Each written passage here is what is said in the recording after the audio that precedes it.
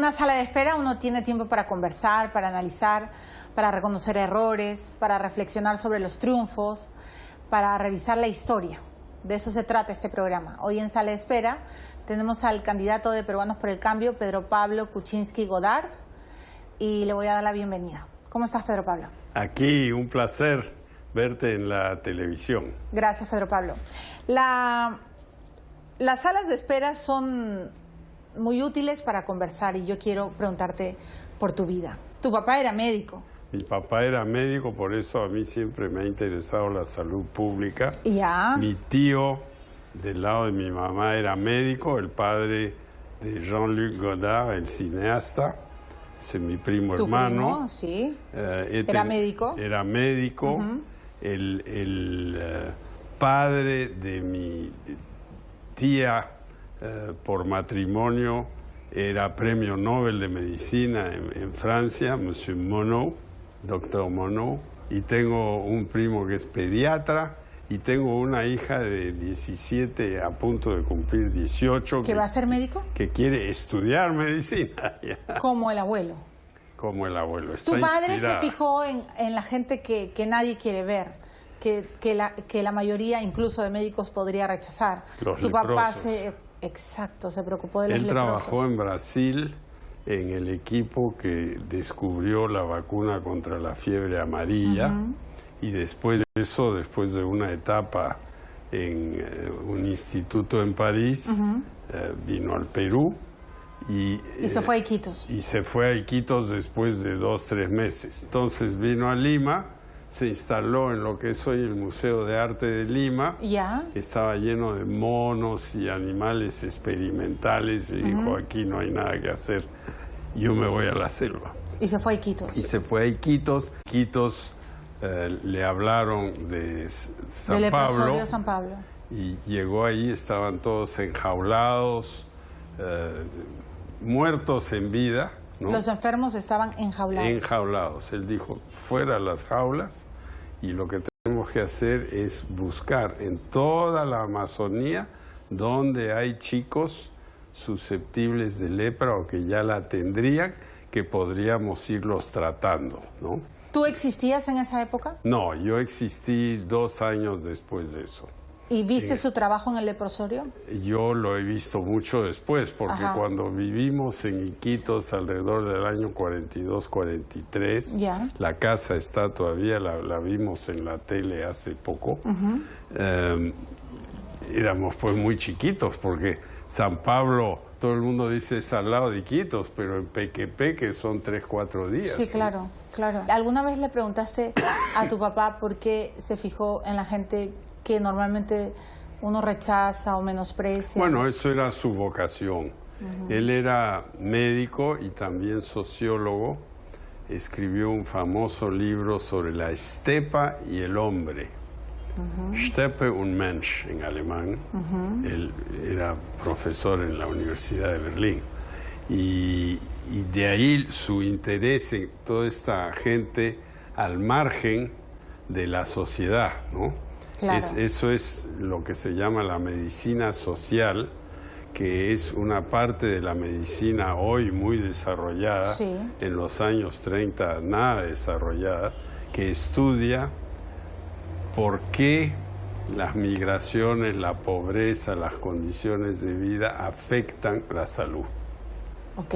¿No? Ahora, ¿cuál de los grupos, de los núcleos peruanos que son excluidos, que pasan pobreza extrema, que viven en la miseria, es el que más a ti te ha llamado la atención y por el que más te ha provocado trabajar en política? ¿Qué has visto, Pedro Pablo, en el Perú, que tú has dicho, esto no puede ser, esto no puede pasar? Yo creo que no hay que ir muy lejos. A unos kilómetros de aquí, en Lomo de Corvina, otros kilómetros más al norte, en los cerros de Caraballo, en el Valle de la Mauta, en Ate, vemos gente que vive en la miseria más total, ¿no? De repente hay un caño de agua, eso sí, de repente hay luz, generalmente hay luz, pero viven en terrazas, en la roca, con muros de contención de piedras que si hay un terremoto se van a caer. Tienen que caminar lejísimos, la pista no está asfaltada, el colegio está lejos. En algunos sitios en San Juan del Lurigancho, los chicos para entrar a la educación inicial a los 3 años, colegio público, no hay sitio. Y cuando vas y visitas esos pueblos, cuando vas y estás en esas comunidades tratando de explicar tu proyecto político, ¿qué le respondes cuando ellos te increpan que el Estado nunca vio por ellos? Ellos no me increpan a mí, porque yo soy una de las pocas personas que va y les habla del agua potable, de la salud pública. Pero le increpan a un Estado que los abandonó. Claro. ¿Y qué les dices tú? ¿Cuál es la respuesta para los pobres? Yo lo que les digo es que tenemos que cambiar esto y yo me voy a ocupar de eso, ¿no? Y claro, lo que va a pasar en el Perú ahora es que con la caída de los metales, de la caída del crecimiento en China, vamos a tener menos billete. Entonces tenemos que buscar otra forma de generar riqueza para poder enfrentar todos esos problemas. La gente que no te quiere dice que tú hablas mucho del agua porque quieres privatizar. No, eso es un cuentazo. Yo lo que siempre explico sobre el agua es que el agua en Estados Unidos, salvo en el sur, es pública. En Francia, que es un país mucho más inclinado hacia la socialdemocracia, el agua es privada. O sea, es perfectamente factible tener sistemas de agua públicos que funcionen. Lo que pasa aquí es con todas las reglas y desorganización que tenemos, los sistemas de agua son la cenicienta del Estado. Y es increíble que existan millones de peruanos que no tienen agua y desagüe. 10 millones. Es un deshonor. 10 millones. Y claro, las estadísticas dicen que solo son 2, 3 millones, pero solo en Lima hay 2 millones sin agua. Y en el resto del Perú probablemente otros 7, 8 más. Ya, entonces cuéntame, cuando tú te vas, te alejas en tu camioneta y has estado con una comunidad que no tiene agua, que no tiene desagüe, que quizás no tenga luz, y tú sabes que te vas a tu casa en San Isidro. Bueno, me siento mal. Eso quiero saber. ¿Qué sientes tú? Yo me siento mal porque esos chicos que te miran así con ojos lindos, ¿no? Están semidesnutridos, hay mucha anemia, sobre todo en la sierra, 50% de los chicos tienen anemia. La vacunación, que había progresado mucho en el Perú, ha tendido a retroceder en los últimos años. Entonces, pero podrías estar tranquilo en tu casa, vas a cumplir 80 años, podrías jubilarte. En unos años. No te adelantes. Todo el mundo te habla de tu edad. Todo el mundo dice se va a morir, si es presidente. ¿Te molesta? ¿Te incomoda?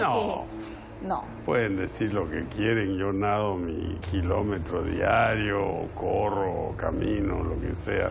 Yo sé que eres un hombre deportista, pero es como que sobre tu cabeza está esa tensión con la edad. Y claro, yo te tengo que preguntar, ¿por qué no has decidido irte a tu casa a vivir el ocaso o la infancia de tu vejez tranquilo, con tu esposa, con tus hijos, tienes todos los recursos, has logrado todo lo que querías? ¿Por qué? De repente ¿Por qué es una candidato? cosa genética, ¿no?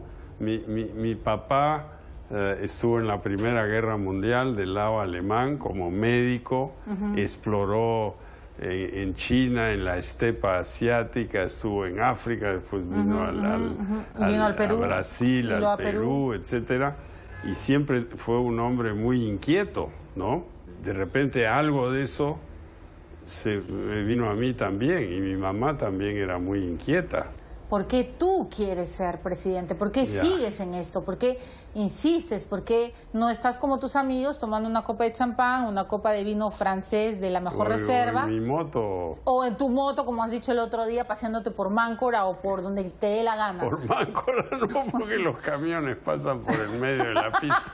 ¿Pero por qué? Dame una sola frase. ¿Por qué yo creo porque aquí se puede cambiar la cosa y tenemos un buen equipo que me pueda ayudar a hacer eso. Solito no lo vas a cambiar, pero con un equipo sí lo vas a cambiar. Y lo que pasa aquí es que hemos avanzado, retrocedido. Yo recuerdo, o sea, porque buscas el cambio y porque buscas trascender con ese cambio. Yo espero que el día en que me muera o pase a un mejor a la otra mundo, vida, sí. El Perú haya avanzado y esté no piloto automático, pero en ascenso constante, ¿no? Y eso se veía. Lo que pasa es que no le metimos suficientes recursos a la inversión social. En el gobierno de Alejandro Toledo, en el cual yo serví, no teníamos plata, habíamos heredado una situación. Luego García tuvo mucha plata y luego Ollanta mucha y bueno, ahí estamos. Bueno, y ahí estamos y cambios se han hecho, sin duda, pero no suficientes. Yo creo que hubiéramos podido hacer mucho más, ¿no? Entonces, ¿quieres ser presidente porque quieres cambiar las cosas que están... Yo quiero cambiar las cosas, de ahí viene esto de Peruanos por el Cambio. Ya, vamos a una pausa. Tengo que cambiar, tengo que ir al receso obligatorio. Después de la pausa, Pedro Pablo Kuczynski.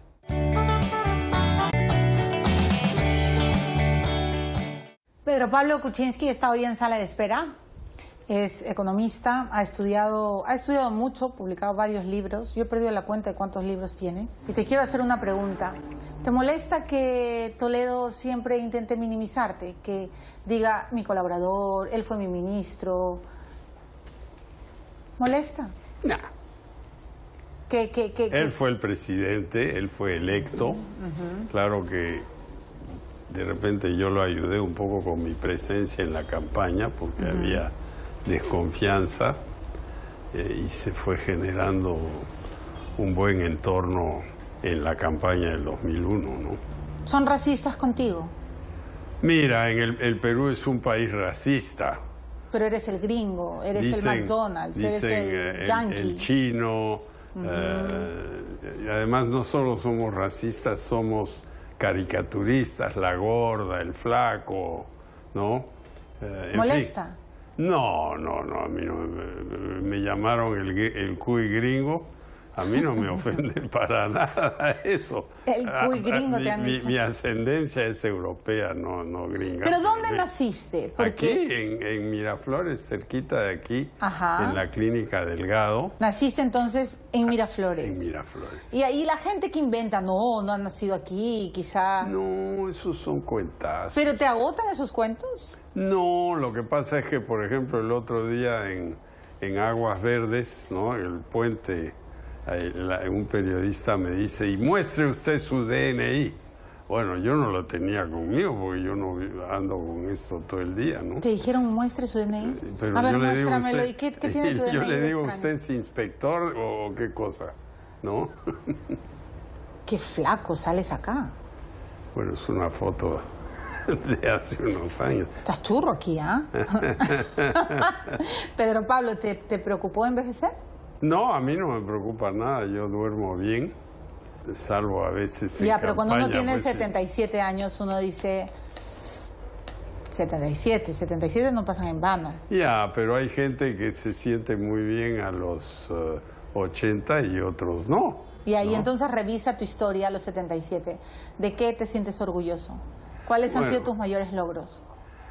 Yo me siento muy contento de haber estado en el Banco Central al final de los años 60, que fue una época pionera, con Carlos Rodríguez Pastor, con Richard Webb, que creamos este sistema de traer a los jóvenes a una carrera, darles enseñanza, posgrado, etcétera. Me encantó los 2 años y piquito que estuve con Belaunde como ministro de Energía y Minas. Y además, pero tu logro personal, como persona, ¿cuál ha sido? Mi logro personal ha sido lograr irme del Perú con becas a buenas universidades a aprender cosas que yo no hubiera podido aprender aquí. O sea, yo pude ir a... ¿Cuál fue tu primera beca? Mi primera beca fue a Oxford, en Inglaterra, que me pagó casi todo.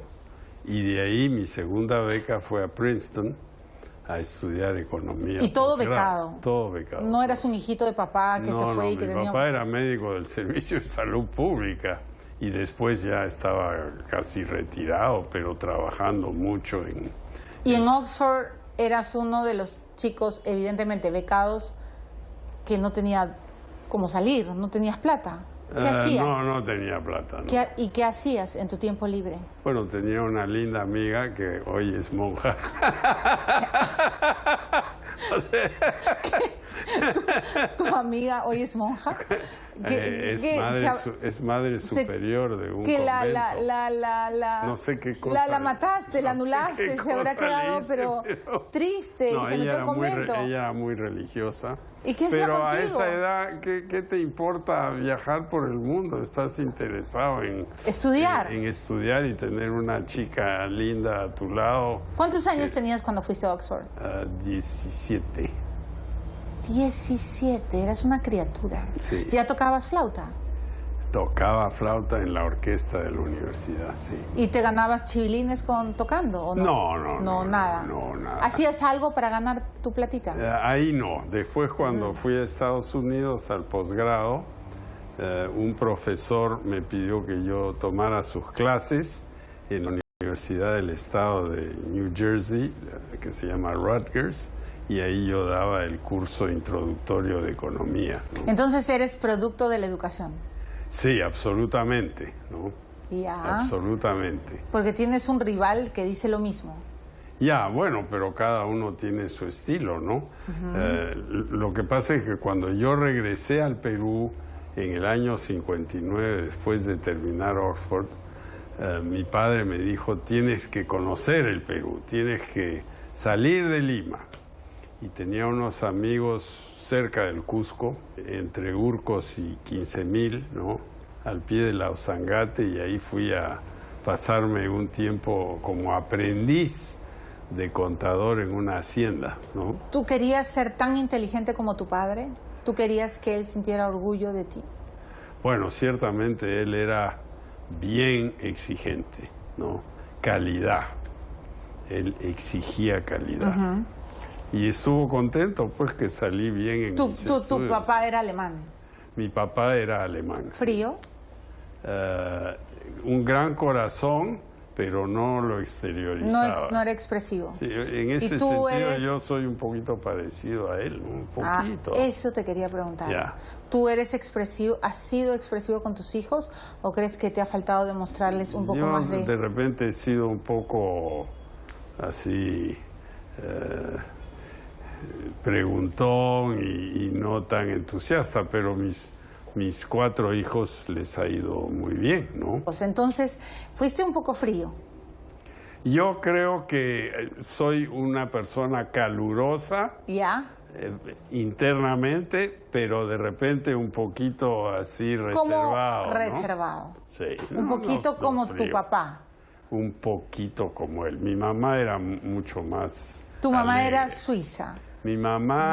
belga, no, franco-suiza. Era francesa. Francesa. Por eso es que hablas francés, inglés. Pero criada en Ginebra, ¿no? Ok. Profesora de literatura en la Universidad de Ginebra. ¿Qué es lo que más recuerdas de tu infancia? Yo lo que recuerdo de mi infancia, así en una nube distante, Iquitos, un poquito Puno, San Antonio de Esquilache, casi 5.000 metros, eso se me quedó grabado. Y luego las experiencias desagradables en internados, ¿no? No siempre ¿Por qué era vivíamos desagradable? ¿Qué era lo desagradable? Porque un internado, pues, es horrible para un chico, ¿no? ¿Por qué? Dime, cuéntanos. Porque estás ahí, no puedes salir, la comida es mala y el castigo era látigo. ¿Te han latigueado mucho? No mucho, pero algo, ¿no? La menor era que te pegaban con una regla en la mano. ¿Y la mayor? La mayor era un latigazo. ¿En el pompis? En el pompis, sí. ¿Así? Y duele. Claro. No. ¿Tu papá te ha pegado? Mi papá me ha pegado, claro. ¿Tú has pegado? Nunca. ¿Quieres decirle algo al papá de familia que te escucha que le pega a su hijo? ¿Quieres decirle algo a ti que te han pegado? Yo creo que lo mejor es educarlo bien al hijo y no pegarle. Muy bien, vamos a una pausa. Estamos con Pedro Pablo Kuczynski en Sala de Espera. Ya regresamos. Estamos en Sala de Espera conversando, entrevistando al candidato de Peruanos por el Cambio, Pedro Pablo Kuczynski Godard. Nos ha contado en el bloque anterior la relación con su papá, con su mamá. Y yo le tengo que hacer una pregunta un poco política, pero que tiene que ver también con los triunfos y con las derrotas. Cuando perdiste, cuando no entraste en la campaña pasada, la segunda vuelta, te hice una entrevista para El Comercio. Me dijiste que te había faltado el voto rural, que te había faltado hacer un poco más de campaña y que unas semanas más y entrabas, te colabas en la segunda vuelta. ¿Sientes que has viajado lo suficiente, que has conquistado el voto rural? ¿Sientes que te falta algo? Es difícil conquistar el voto rural. En el Perú hay 4.000 vallecitos por todos lados, pero hemos viajado mucho. Ahora, lo suficiente probablemente no, pero sí hemos viajado. O sea que yo siento que estamos mejor preparados. Mejor preparados. Pero tampoco somos la novedad que éramos en el 2011, ¿no? ¿Te falta conectar con la gente? ¿Dirías eso? Depende mucho de lo que cree la gente. Los politólogos, editorialistas dicen eso, ¿no? ¿Y tú qué dices? Pero yo creo que no se debe subestimar la inteligencia de la gente y el conocimiento de la gente. Por ejemplo, se dice hay que leer el Trome, y porque el Trome habla en el lenguaje del pueblo. Pero tú lees la columna del Búho, que está en la última página, y es un español perfecto, por supuesto, literario, alejado de las jergas. Claro, sí, claro, no es jerga. Y además es el periodista más leído. Claro, entonces yo pienso que a la gente hay que decirle la verdad, lo que uno piensa. De repente no va a ser muy popular, ¿no? Y ahora cuéntame varias verdades. Ya. Hay que confesarnos los dos. Ya. ¿Cuál ha sido el error más grave que has cometido en tu vida y del cual te has arrepentido siempre? Ese pasaje que tú dices, yo no debía hacer esto. Mira, yo he cometido errores a lo largo de mi vida, ¿no? Decisiones que no hubiera debido tomar. Una. Me alegra que lo digas, porque la mayoría de candidatos se creen perfectos. Trabajé en Nueva York en un banco de inversión mucho tiempo. Cometí el error de quedarme ahí. Al final ya estaba agotado. Yo viajaba todas las semanas. ¿Le quitaste tiempo a tu familia? Le quité tiempo a mi familia, me separé. O sea, esos fueron errores. Claro que los subsané después, ¿no? Y de repente he cometido otros errores de no haber invertido suficiente en mis hijos, ¿no? ¿Te lo han reclamado alguna vez? ¿Te han dicho por qué has trabajado tanto? No, mis hijos de mi primer matrimonio están todos felices, ¿no? Y la Susi, que es la última, también está muy feliz y le va como un cañón en el O sea, digamos colegio. que esos son tus fantasmas que a ti te persiguen. No. ¿No tienes fantasmas? Yo la verdad es que soy una persona que no se preocupa mucho, ¿no? Yo soy una persona tranquila. ¿Duermes tranquilo? Duermo tranquilo. ¿Crees que existe algo más allá? ¿Que cuando uno se va existe algo más? ¿O crees que acá se termina todo? Yo espero que sí. Ahora no te puedo describir cómo es. No, obviamente, porque nadie ha regresado. Nadie ha regresado. Pero ¿crees que trascendemos? Yo creo que sí. Ahora lo que me decía mi mamá es que trascendemos a través de nuestras amistades, nuestras ideas. Ajá. Ella era protestante, no religiosa, ¿no? Mientras que mi padre creía más en... ¿Tu papá era católico? Mi papá era católico, ¿no? ¿Qué es lo que más extrañas de tu mamá? De mi mamá que no esté ahí, porque ella murió cuando yo acababa de cumplir 17 años, ¿no? Muy joven. O sea, cuando te fuiste a los internados, tu mamá ya no vivía. No, ella estaba muy enferma y yo creo que por eso nos mandaron a los internados. ¿Enferma de qué? Ella murió de cáncer a los 53 años. Joven. Sí, muy ¿Cáncer joven. a qué? Cáncer endometrial.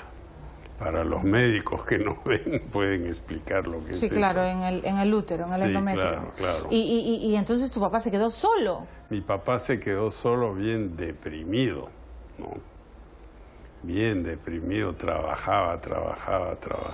Se entregó al trabajo y mandó a sus hijos a un internado. Así es. Tu mamá no vio tu éxito profesional, tu mamá no ha conocido a tus hijos. No, ella me dejó una carta diciendo, cuida a tu hermano. Mi hermano es profesor universitario en Inglaterra, ¿no? ¿Te dejó una carta antes de morir? Sí, claro. Ay, Pedro Pablo, ¿qué te decía en esa carta? Es una carta muy emotiva. De ¿Me puedes contar? Qué es lo que hay que hacer en la vida, por qué tienes que cuidar a tu hermanito, ¿no? Éramos solo dos, ¿no? ¿Qué te decía? ¿Qué tenías que hacer en tu vida? Siempre piensa en la verdad. Ella tenía valores éticos muy altos. ¿Tú te imaginas a tu mamá escribiéndole esa carta a su hijo porque ella sabe que va a morir? Sí, ella se sentía muy mal, estuvo muy enferma, ¿no? Y después... ¿Cumpliste lo que dijo, lo que te pedía en esa carta? He tratado, pero uno no siempre cumple todo, ¿no? ¿Cómo se llamaba tu mamá? Madeleine. Y si hoy día estuviera viva, ¿qué le dirías a tu mamá? Yo le diría, qué pena que no estuviste. De tu mamá viene la música, tu apego a la música. De mi mamá viene la música, claro. Ella le encantaba cantar, había estudiado en el conservatorio. ¿Tu mamá te escuchó tocando flauta? Me escuchó tocando flauta, claro, porque yo tomaba clases aquí, ¿no? Y debe ser duro crecer sin la mamá.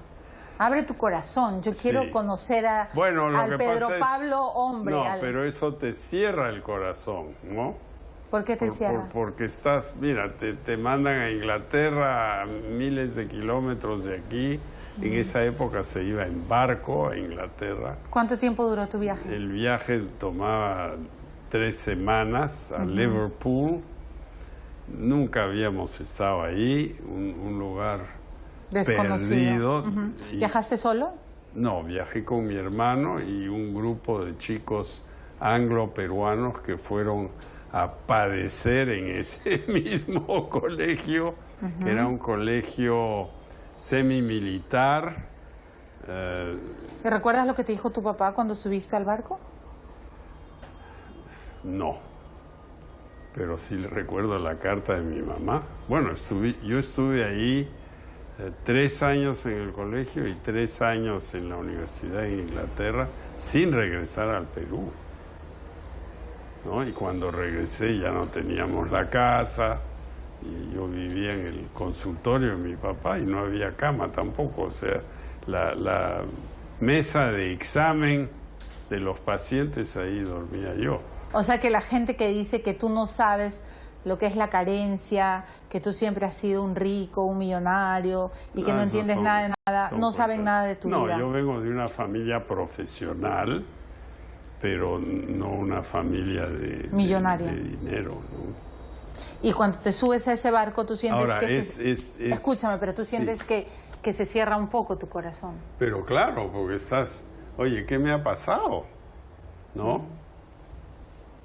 Es bien tristón, ¿no? ¿Tu papá te escribía cartas cuando estabas allá? Me escribía un montón de cartas que las tengo todavía. ¿Le contestabas? Sí, claro. Madeleine te dijo cómo te tenías que portar en la vida, cómo tenías que cuidar a tu hermano Miguelito, y tú me has dicho que si hoy volvieras a ver a tu mamá Madeleine, le dirías, ¿por qué no estuviste? ¿Por qué te fuiste, no? Mamá, claro, prácticamente es ese niñito chiquito que le está diciendo mamá. Claro. ¿Por qué tuviste que irte? Si tu papá viviera hoy día, eres candidato por segunda vez a la presidencia del Perú, tu papá sí te vio.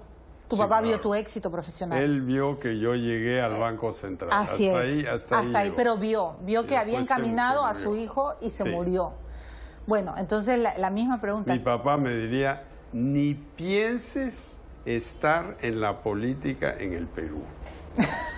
Es una porquería. Eso es lo que él me diría. ¿En serio?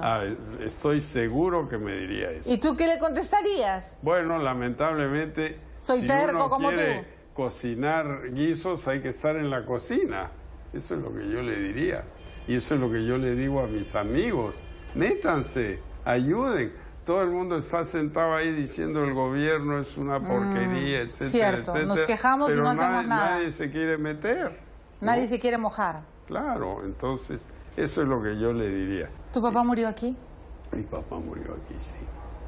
Y ahora te voy a recontravoltear la pregunta antes de ir a la pausa.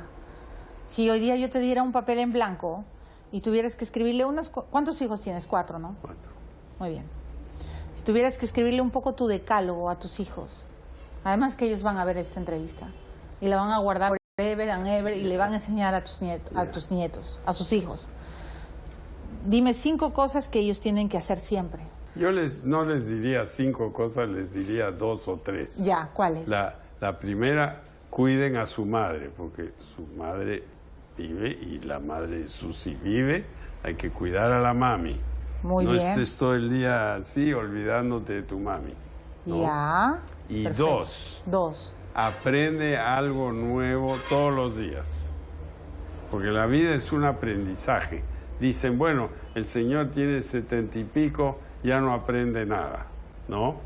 Eso no es verdad.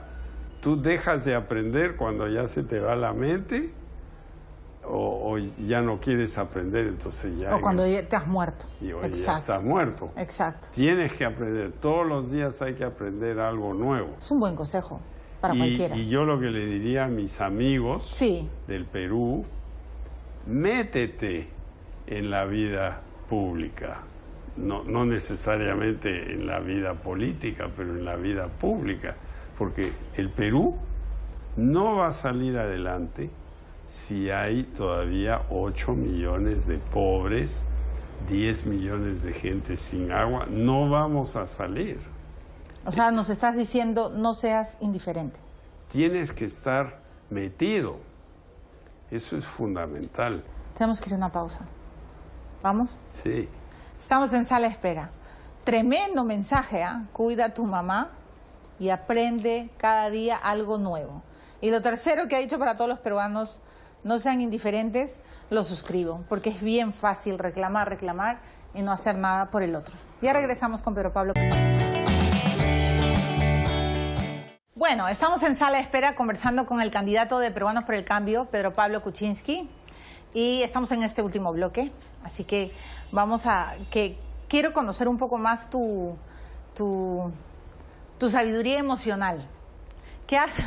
Claro, porque no es lo mismo conversar con una persona de 20, y con esto no te quiero repetir ni volver al tema de la edad.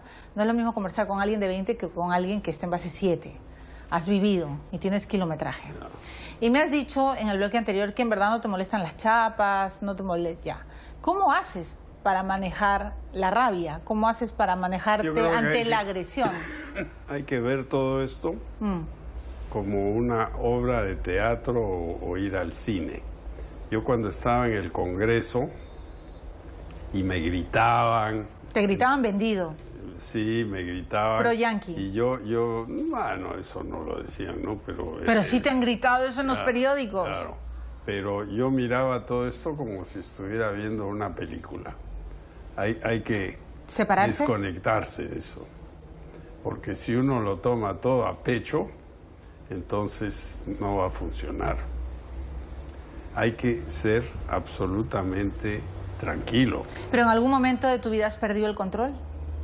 2 o 3 veces. Muy pocas veces. Muy pocas veces. ¿Esas 2 o 3 veces te llevaron a los golpes? ¿Te llevaron a la...? No, a golpear la mesa, ¿no? Ajá. Eso sí he hecho 2 o 3 veces, no más. Como ministro de Economía nunca perdí el control. ¿Qué te saca de quicio? ¿Qué puede sacarte de quicio? ¿Qué te puede llevar a un golpe? Yo creo que cuando la gente miente descaradamente, ¿no? ¿Y para ti cuál es el principal problema del Perú? Para mí el principal problema del Perú es el trabajo. Porque de ahí fluye la inseguridad, de ahí fluye la pobreza. Si todo el mundo tiene una buena chamba y gana más o menos bien para que llegue al fin de mes con un ahorro en vez de con una deuda, seríamos un país distinto. Ese es el problema número uno, ¿no? ¿Quién es tu mejor amigo? Uy, tengo varios. ¿Y tu mejor amiga? Mi mejor amiga, no, es ¿No tienes? mi esposa. Sí. ¡Ay, esa es una respuesta diplomática Sí, para claro. Nancy, claro! ¿Puede haber amistad entre el hombre y la mujer? Sí, claro que sí. ¿Y la tensión sexual dónde queda? Bueno, ahí se complica la cosa, ¿no? Claro, Hay que porque tener dicen que cuidado. no puede haber, porque de repente surge algo más. Bueno, no. ¿Alguna pero vez has sí. sido infiel? ¿Alguna vez he sido infiel? Sí, claro, por eso me volví a casar. No. Bien que reconozca, aunque te pongas rojo. No, no estoy rojo. Sí estás rojo. Este es el sol de Tumbes. ¿Se perdona la infidelidad o se asume? Eso depende de las personas. Pero Ajá. evidentemente, si uno es casado, no hay que ser infiel, pues, ¿no? Claro, Porque se malogra todo. ¿cierto? No se vuelve a confiar. No, claro. ¿Qué no perdonas en una persona? ¿Qué te asusta de una persona? ¿Qué te separa de alguien? O sea, ya me queda claro que eres un hombre empático, que no eres rabioso, que no pierdes el control, pero ¿qué sí te separa de una persona? Dices, no, yo no voy a ser su amigo. Que mientan y no digan lo que realmente piensan. ¿Y lo detectas rápido o tardas? ¿O te hacen el avión? A veces toma tiempo. ¿Eres confiado? Sí, yo confío mucho en la gente. ¿Y tienes alguna pesadilla constante, recurrente? A veces sí, tengo una pesadilla recurrente. ¿Cuál? Estábamos en Cerro Baúl, que queda en Moquegua. Hay unas ruinas lindas ¿Ya? arriba, que son extraordinarias, porque el cerro es así, uno sube. Sí, conozco Cerro Baúl. Y estábamos almorzando ahí un sándwich y una naranja. Y la naranja empezó a rodar hacia el abismo. Y una de mis hijas corrió para tratar ¿De detener la naranja? De detener la naranja. Y eso hasta el día de hoy, yo me despierto así, pensando en el abismo. Felizmente. ¿Tu hija era chiquita? Sí, tenía 10 años. Me muero. Claro, sí. Pensaste que se iba a sacar sí, la... Claro. No. Ese es, y sueñas con eso. Sí, esa es la única pesadilla que tengo. La peor pesadilla de los padres es que al hijo le pase algo. Sin duda.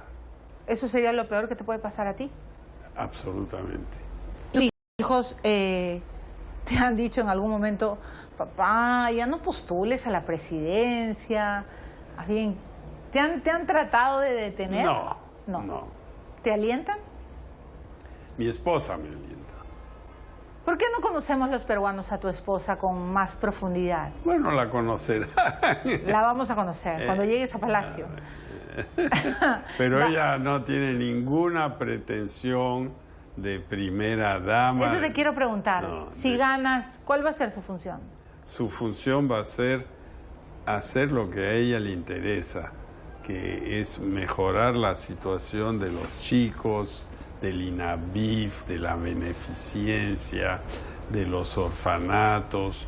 Eso es lo que le interesa. ¿Cuántos años tienes con Nancy? 30. ¿30? Sí. Mi santa madre, ¿cómo se hace para durar tanto?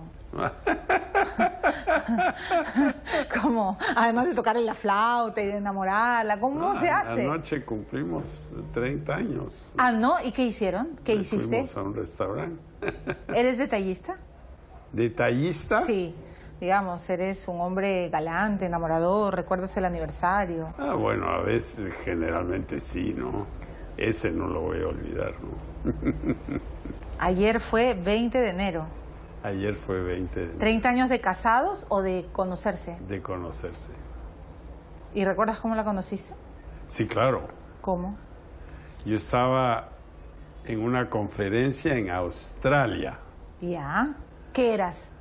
Yo era presidente de esta firma de inversiones en Nueva York, ¿no? Ya.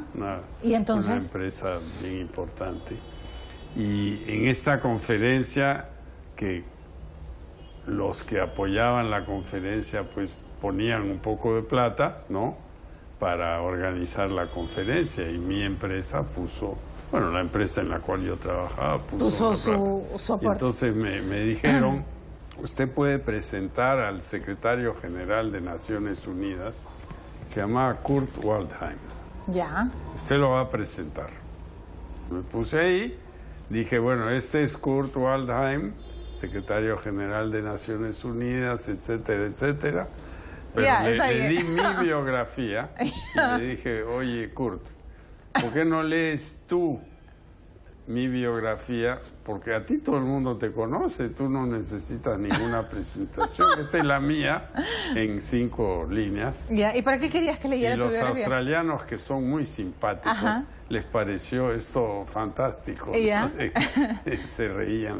Claro. Y ahí apareció la Nancy, que era la organizadora de la conferencia. ¿Pero cómo apareció de pronto? ¿Irrumpió en la sala? ¿Cómo fue? No, después pues me dijo que fantástico. Ya, pero cuéntame, pues. Divertido, etcétera. Ah, se te acercó al final. Claro, claro. Una gringa apareció de pronto. Una gringuita, tenía 20, 30 años.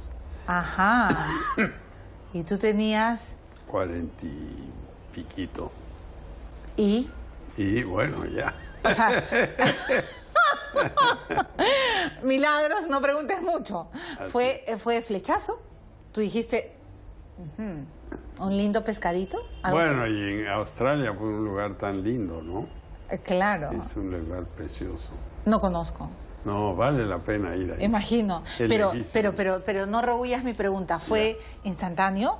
O sea, fue un ¡tim! ¿Hubo descarga? Casi. Casi.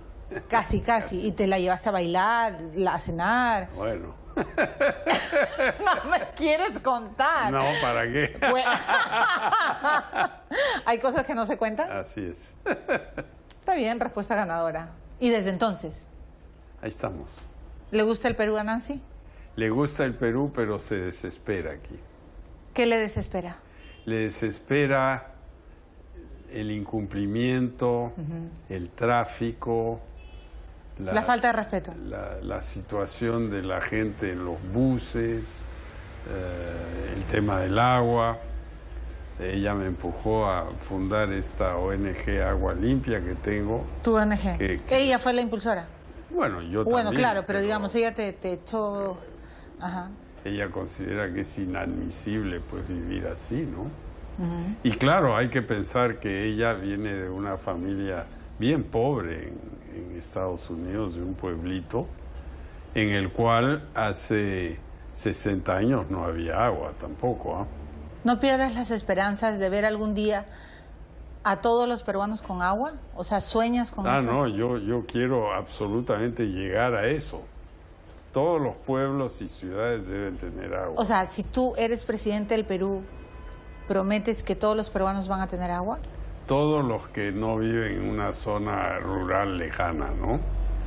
Porque también hay que decir la verdad, ¿no? Pues si tú vives a 5.000 metros con tu ganado, o 4.000... Es complicado. Es casi imposible poner agua. ¿Pedirías que bajen a una...? No, pero que se les dé un servicio de salud, cosa que se está intentando hacer. Pero si eres presidente, ¿todos los peruanos que viven en la urbe van a tener agua? ¿Esa es tu promesa? Ciudades y pueblos, sí. Ahora, ¿lo puedo hacer en 5 años? Yo creo que es difícil.